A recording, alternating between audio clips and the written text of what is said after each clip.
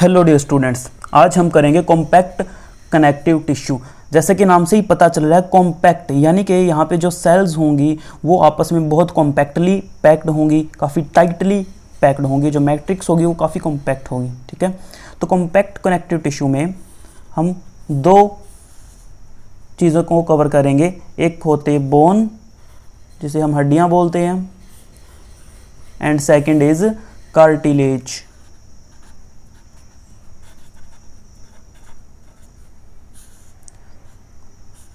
प्यारे बच्चों, आज के लेक्चर में हम सिर्फ बोन के बारे में डिस्कशन करेंगे। नेक्स्ट लेक्चर में हम कार्टिलेज कवर करेंगे। ठीक है, तो चलिए शुरू करते हैं बोन के बारे में। सो देखिए, सबसे पहले बोन का स्ट्रक्चर हम समझने की कोशिश करते हैं। तो बोन कुछ इस टाइप की आपको अपीयर होती है।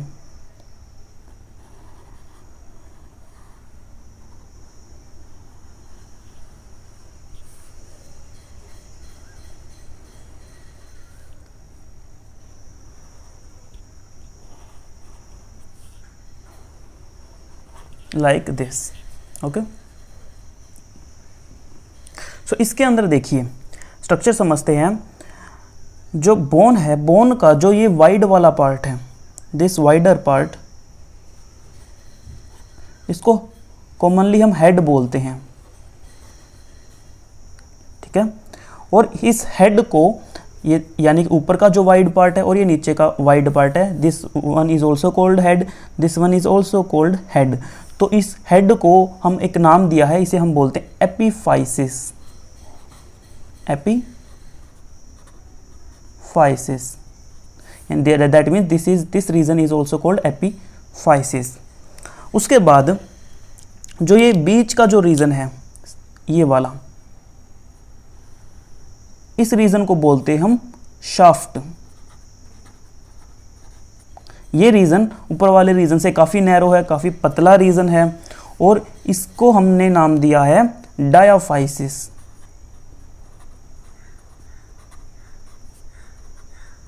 सो वाइडर पार्ट और head is called epiphysis, narrower part और shaft is called diaphysis. 2 point आपको ध्यान में रखने हैं।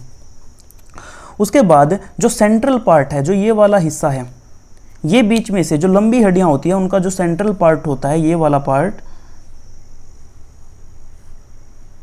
ये काफी खोखला पार्ट होता है, होलो पार्ट होता है, like this. So this hollow part is called bone marrow.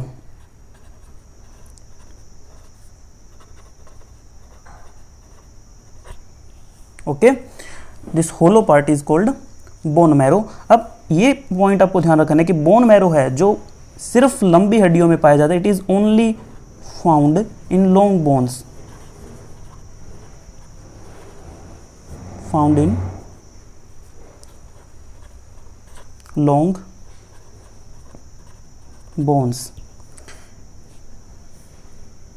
ये रीजन जो है, ये येलो फैट स्टोर करता है, so it is also called yellow bone marrow. You can also say yellow bone marrow. और येलो बोन मैरो के अंदर क्या चीज स्टोर होती है? येलो बोन मैरो के अंदर स्टोर होता है बच्चों fat. Okay, yellow bone marrow के अंदर क्या स्टोर होता है? It store fat. उसके बाद जो टर्मिनल वाला पार्ट है, यानी कि ऊपर वाला, ये टर्मिनल और ये टर्मिनल वाला जो पार्ट है, इसको यहाँ पे जो रीजन है, जो खोखला सा पार्ट होता है यहाँ का, लाइक दिस। ओके, इसको हम बोलते हैं, this region is called red bone marrow. Red bone marrow. बच्चों, रेड बोन मैरो के अंदर एक खास तरह का टिश्यू होता है जिसे हम बोलते हैं एरिथ्रोपोइटिन, और वो एरिथ्रोपोइटिन आरबीसी फॉर्मेशन में हेल्प करता है। So it has a special tissue called erythropoietin. Erythropoietin. erythropoietin tissue, and this tissue help in RBC formation। ठीक है, तो देखिए बीच का रीजन है this is yellow bone marrow, और जो टर्मिनल रीजन है this is red bone marrow. Red bone marrow के पास एक खास तरह का टिश्यू है that is called erythropoietin tissue which synthesize और which produce RBC that is red blood cells. तो ये हुई इसके स्ट्रक्चर के बाद। अगर इसके स्ट्रक्चर को हम ट्रांसवर्स सेक्शन हम इसका देखें तो ये कैसा अपीयर होगा।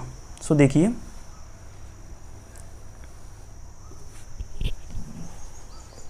यहां पे ट्रांसवर्स सेक्शन ड्रॉ करते हैं।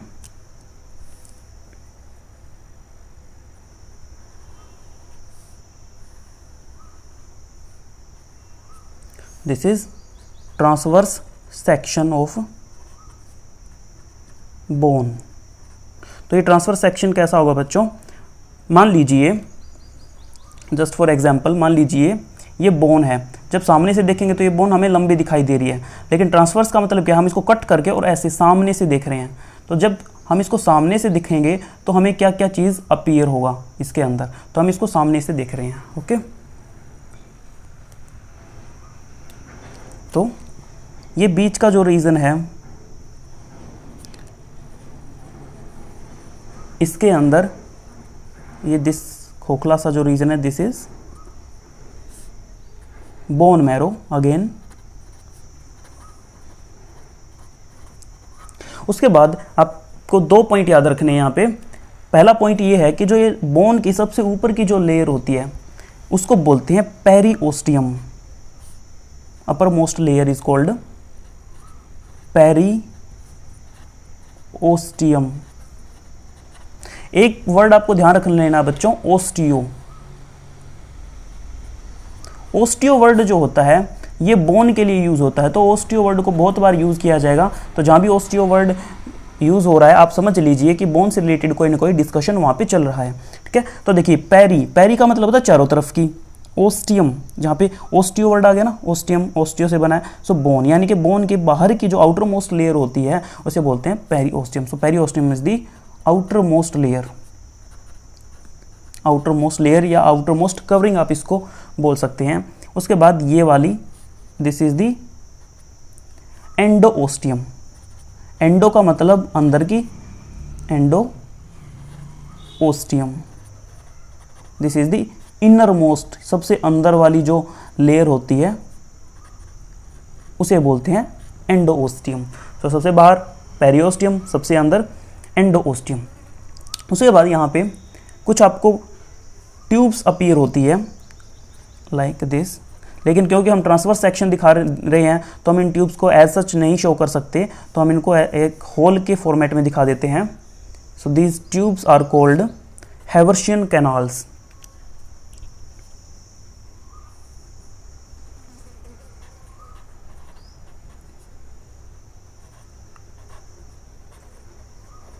Haversian canal. तो जो ये आपको और अच्छे से समझ में आएगा अगर मैं इसका एक लॉन्गिट्यूडिनल सेक्शन आपको बना के दिखाऊं तो देखिए मान लीजिए ये कुछ ऐसा है।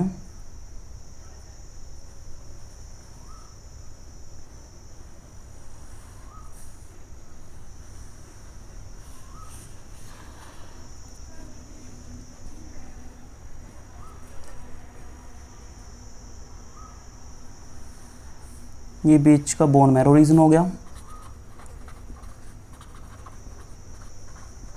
उसके बाद हम ऐसे अगर इसको ऊपर से कट करके देख रहे हैं तो हमें वो ट्यूब्स अपीयर हो रही है, तो वो ट्यूब्स कुछ ऐसी हैं, किसी और कलर से बनाते हैं, देखिए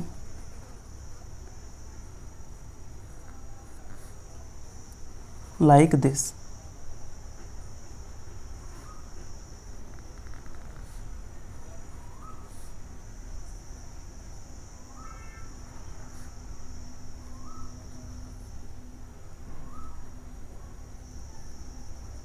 तो ये कुछ ऐसी पतली पतली बारीक बारीक ट्यूब्स या दीज आर हैवर्शियन कैनाल। ठीक है, अब आपको अच्छे से समझ में आ गया। और जो दो हैवर्शियन कैनाल होती है वो आपस में कनेक्ट होती है एक ओब्लीक ट्यूब से, जिसे बोलते हैं वोल्क्समैन कैनाल। सो ये दो हैवर्शियन कैनाल है, ये आपस में कनेक्ट होगी ऐसे जगह जगह से। सो ये जो कनेक्शन है, इस कनेक्शन को बोलते हैं वोल्क्समैन कैनाल।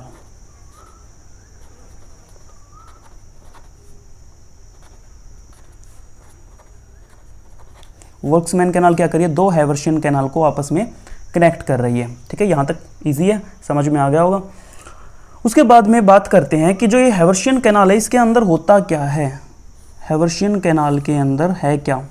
तो हैवर्शियन कैनाल के अंदर दो चीज़ें रहती है, एक तो ब्लड वेसल्स और दूसरा nerve fibres. It contain blood vessels and it also contain nerve fibers।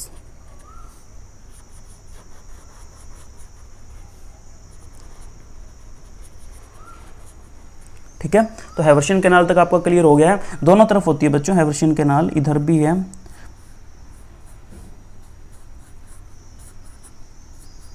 और ये कनेक्ट है आपस में वोल्क्समैन कैनाल से। सो इन दिस वे, ओके।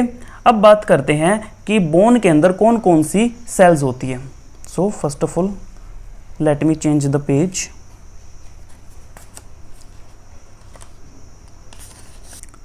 देखिए बच्चों, मेजर सेल्स,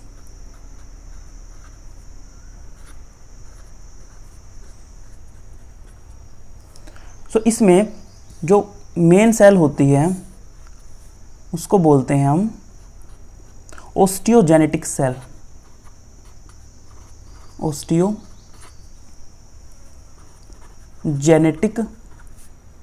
सेल।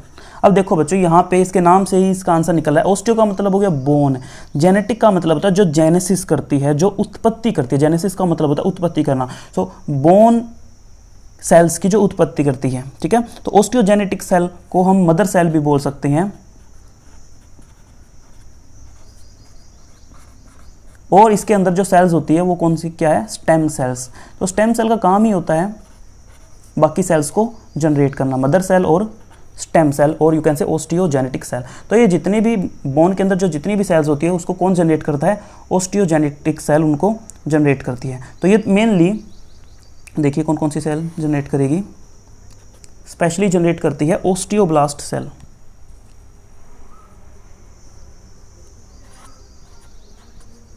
ओस्टियोब्लास्ट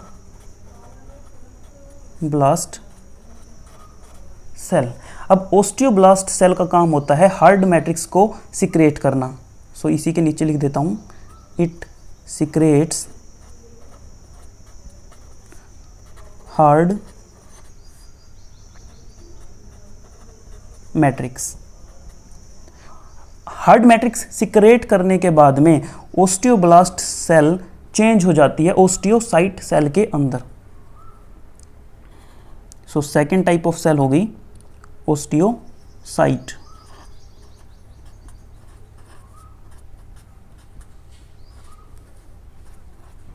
मैंने क्या बोला, ओस्टियोब्लास्ट सेल मैट्रिक्स सिक्रेट करने के बाद में कन्वर्ट हो जाती है ओस्टियोसाइट सेल के अंदर। अब ओस्टियोसाइट सेल का फंक्शन क्या होता है, ये जो बोनी मटेरियल उसको मेंटेन रखती है, ठीक है। So it maintain the bony material. उसके बाद एक और सेल होती है इनके अंदर, that is called osteoclast cell.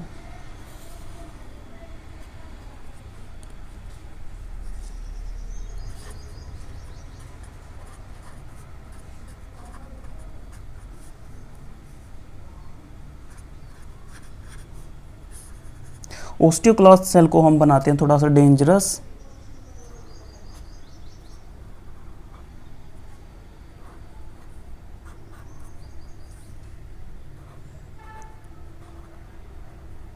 Like this. अब मैंने इसको ऐसा क्यों बनाया, क्योंकि क्लास्ट जो सेल होती है, इसका काम होता है कि ये जब बाकी सेल जब डेड हो जाती है तो उनको खा जाती है, उनको ईट अप कर देती है। सो इट रिमूव या आप बोल सकते हैं और eat up the old osteocyte sales.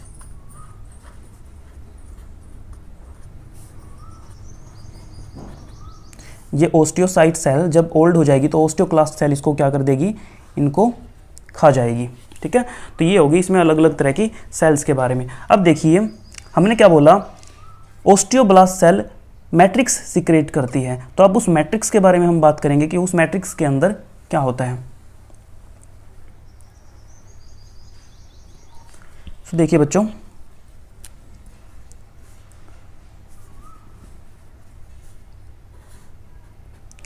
Matrix जो है, मैट्रिक्स के अंदर दो मेन चीजें होती है। It has two main things, और you can say it is made up of two main things. एक होता है इसके अंदर प्रोटीन, और दूसरा है इसके अंदर इनऑर्गेनिक सॉल्ट।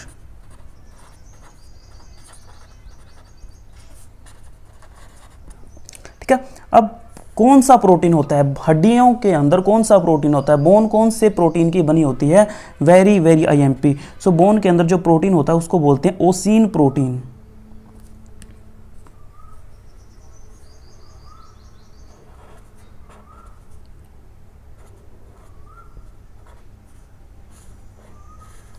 ओसिन प्रोटीन से हड्डियां बनी होती है। और बात करें अगर इनऑर्गेनिक सॉल्ट की, तो मेनली रहता है कैल्शियम सॉल्ट।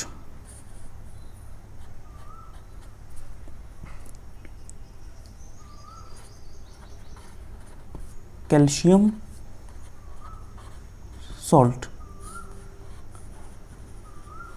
अब बच्चों कैल्शियम सॉल्ट के अंदर भी दो तरह के इसके और कंपाउंड होते हैं। एक होता है कैल्शियम कार्बोनेट और एक होता है calcium phosphate. One is calcium carbonate and another is calcium phosphate. तो आपको पता चल गया कि एक बोन के अंदर कौन कौन सी चीज़ें होती है। हड्डी जो होती है वो ओसिन प्रोटीन से बनी होती है और कैल्शियम सॉल्ट से बनी होती है। अब कैल्शियम सॉल्ट में कौन कौन से कैल्शियम सॉल्ट से, कैल्शियम कार्बोनेट से और कैल्शियम फॉस्फेट से बोन का निर्माण होता है। उसके बाद बच्चों बोन के अंदर कैल्शियम के अलावा एक और चीज़ रहती है, that is collagen. One more thing is also here, that is called collagen. तो कोलेजन और कैल्शियम सॉल्ट ये दोनों मिलके बोन को स्ट्रेंथ प्रोवाइड करते हैं। देखिए मैं यहां पे लिखता हूं collagen which is also a fibrous protein and calcium. इन दोनों का रोल क्या है, they both gives strength to bones, gives strength to bones, हड्डी को मजबूती देते हैं भाई। ठीक है, तो ये हो गया ऑलमोस्ट बोन के बारे में। अब इसके अलावा एक छोटा सा पॉइंट और आप ध्यान रख सकते हैं, which is not that much important, but फिर भी आप ध्यान रख लीजिएगा। देखिए अगर एक फिर से एक बोन का स्ट्रक्चर मैं बनाऊं,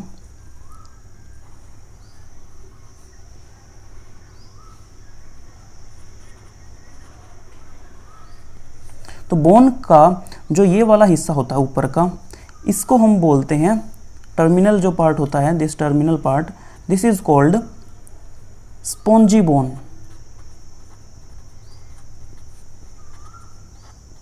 क्योंकि ये हिस्सा तो कुछ हद तक खोखला होता है, स्पंज टाइप होता है। This terminal part is called spongy bone and this middle part here the cells are very very compactly arranged, so this central part is called compact bone।